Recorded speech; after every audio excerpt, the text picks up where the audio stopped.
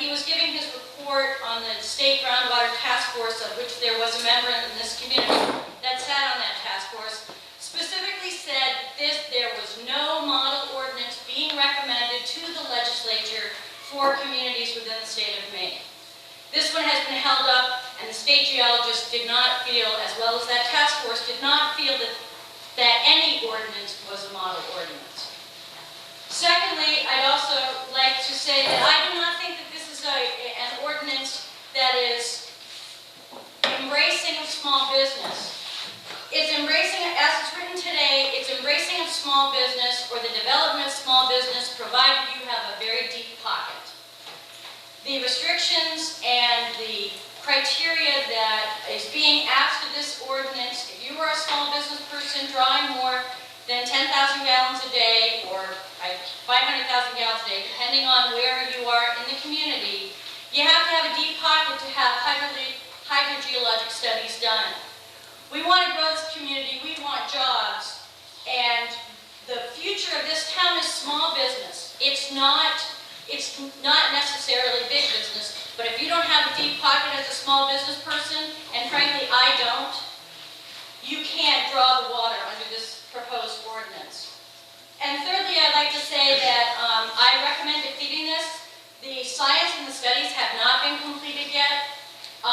Why would we want to pass an ordinance when we don't have all the information in front of us?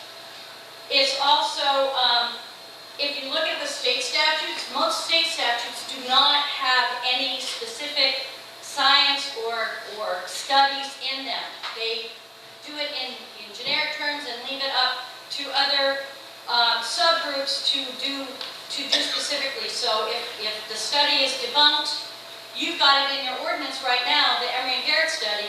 If that is ever disproved, we have an ordinance that won't work.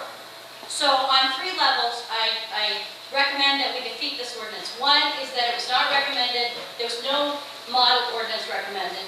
2, the science isn't complete. And 3, it's not friendly to small business. Thank you. Thank you.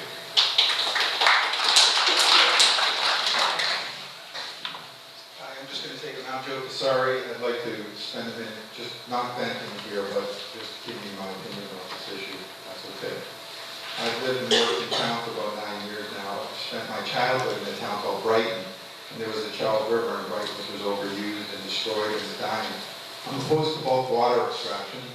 The underlying concern for me is to protect our natural resources.